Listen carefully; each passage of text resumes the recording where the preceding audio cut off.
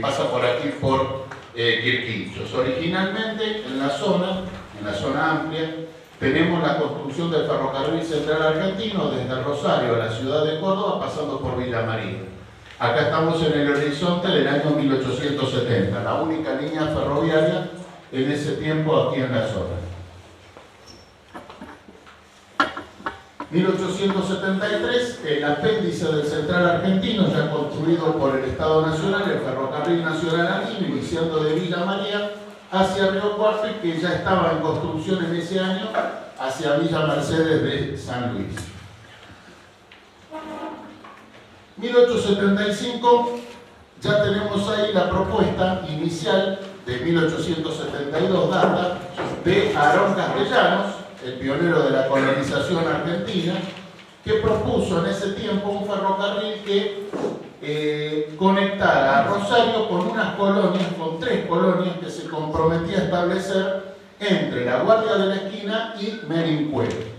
No se sabe exactamente por dónde iba a pasar el trazado ferroviario, por eso yo lo pongo ahí con signos de interrogación, pero esto sería una posibilidad, porque ya Casilda en ese año, en el 73, estaba en pleno desarrollo a través de Carlos Casado, así que esta sería una posibilidad de trazado que se podría haber realizado.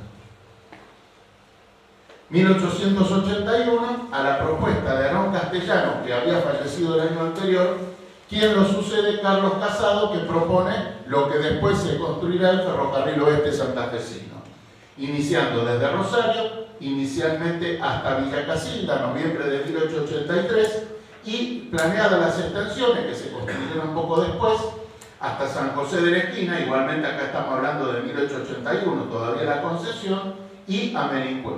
Pero también en el ínterin se agregó el ferrocarril oeste de la provincia de Buenos Aires, que buscaba conectar Pergamino, que ya estaba construyendo líneas desde Buenos Aires hacia Pergamino por Luján, con Merincue, Guardia de la Esquina y Tortugas, allí conectando con el Central Argentino. Esto nos pasó de una propuesta, no llegó a prosperar. Ahí, bueno, tenemos los detalles de lo que yo estaba comentando. Pasamos en 1883, ahí ya está habilitada la primera sección del oeste santafesino, de Rosario a Casilda, y todavía las otras propuestas que ya mencioné anteriormente. Y en el 83 precisamente llega el ferrocarril a Pergamino procedente de Buenos Aires y ya estaba en construcción hacia San Nicolás y próximo a iniciar la construcción hacia Junín, aquí en la parte inferior del cuadro. También ya se estaba construyendo, pero apenas se ve ahí en el rinconcito del cuadro que elegí, la línea directa de Buenos Aires a Cuyo, pasando por Mercedes de Buenos Aires, más o menos por acá, y Villa Mercedes de San Luis, donde conectaba con el ferrocarril andino. Acá en 1886, y va a seguir durante todo el resto de la década de 1880, viene un frenesí de concesiones ferroviarias. A las que ya habíamos mencionado anteriormente, se construye desde Buenos Aires la primera conexión ferroviaria entre la ciudad de Buenos Aires y Rosario, el ferrocarril Buenos Aires y Rosario, que es la actual línea principal del ferrocarril. Ya estaba establecida la línea de Pergamino a San Nicolás y la de Pergamino a Junín, pero acá en este sector todavía no había construcción en firme, pero sí había algunas propuestas. El oeste santafesino ya tenía planeado extenderse desde Casilda hasta la Guardia de la Esquina y también hacia Merincue. Pero también en el ínterin aparece una concesión de un ferrocarril en la provincia de Córdoba, que nunca se llegó a construir, que iba a venir de la ciudad de Córdoba a Río Cuarto y de Río Cuarto, pasando por La Carlota, a algún punto en el límite con la provincia de Santa Fe. Por eso también ahí lo pongo con un signo de interrogación. Y la otra concesión que surge en ese tiempo es la que sí se va a construir unos años después, de algún punto sobre el río Paraná, también con signo de interrogación, pasando por Merincue, Venado Tuerto y La Carlota. Ese sí se va a construir, ya lo vamos a ver en las láminas siguientes. Y finalmente hay otra concesión que se da en esos años, que es desde Rufino, más o menos en este sitio fuera del cuadro, pasando por La Carlota y llegando a Villa María. O sea que ya se estaba generando un atractivo sobre toda esta zona pero todavía no había construcciones en firme. Las construcciones en firme ya se van dando en el año siguiente y en los subsiguientes hasta 1890. Acá tenemos la extensión desde Casilda a San José de la Esquina, inaugurada en noviembre de 1887, y ya estaba en construcción una extensión que no estaba prevista originalmente hasta Cruz Alta, aunque en ese tiempo se la denominó Colonia Juárez Selman. Y también estaba en construcción de Casilda a Melincue, que se inauguraría el año siguiente. Ya estaba arrimando el riel a toda esta zona.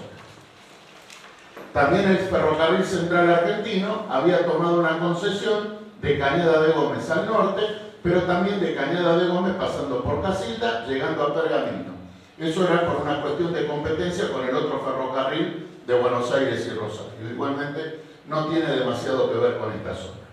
Ya en 1888 se completa el esquema original de Aarón Castellanos y posterior de Carlos Casado, el ferrocarril oeste santafesino, desde Rosario por Casilda a Cruz Alta y a Melincue.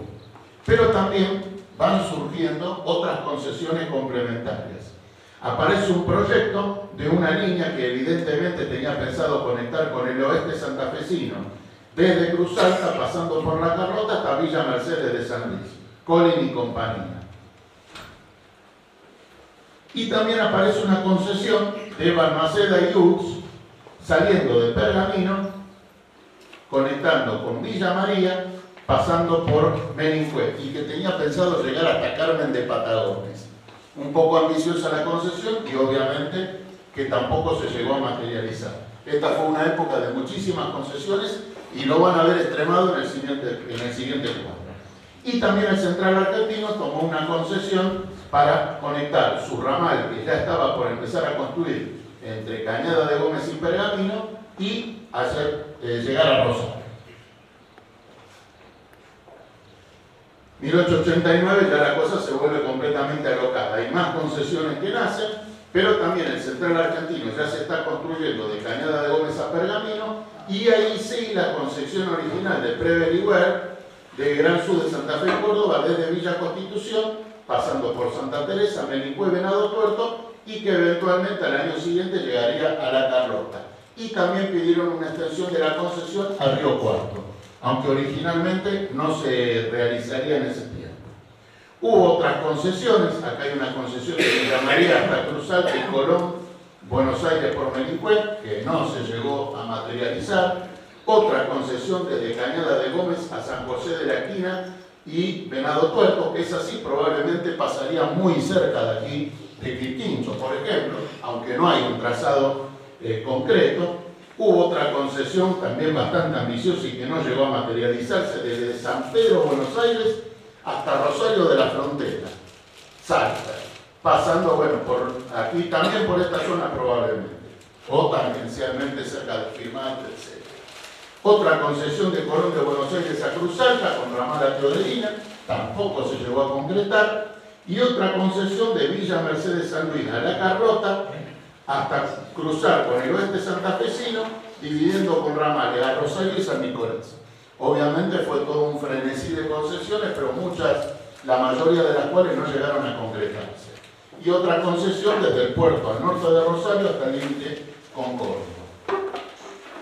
Ahí menciona la concesión de Carlota Río Cuarto del Gran Sur de Santa Fe y Córdoba, y el oeste santafesino, que ya veía que se le iban a meter líneas por todos lados, gestionó una concesión, pero no pasó de un pedido, desde Melincue hasta el sur de Santa Fe, cerca de Firmante. 1890, el Gran Sur de Santa Fe y Córdoba ya llega a Venado Tuerto y seguía en construcción hacia La Carlota. Y las demás concesiones que ya habíamos mencionado. Acá ya empieza a explotar la crisis de 1890, con lo cual las concesiones dejaron de pedirse la mayoría, y las que estaban concedidas y en construcción se hizo todo lo posible para completarlas, a pesar de que ya las condiciones económicas estaban empeorando. Acá tenemos un Woodgate, que probablemente haya tenido que ver con el Woodgate que la dama que me precedió ha hecho mención. Eran varios hermanos o familiares que estaban muy en este. En 1891 el Central Argentino conecta Rosario con Peirano y se completa el de Villa María y Rufino. Llegamos al 95, barrimos todas las concesiones generadas la década anterior que no llegaron a concretarse y así venía diagramado el servicio ferroviario, aunque esta zona todavía estaba vacante. ¿Cómo se empieza a mover el tablero? Cuando la situación económica progresivamente empieza a mejorar, luego de la crisis del 90, empiezan a aparecer de vuelta algunas concesiones que iban a pasar por esta zona. Acá hay una, acá hay otra. Concesiones que, como en los casos anteriores, la mayoría no se llegaron a concretar. Ahí la vamos pasando.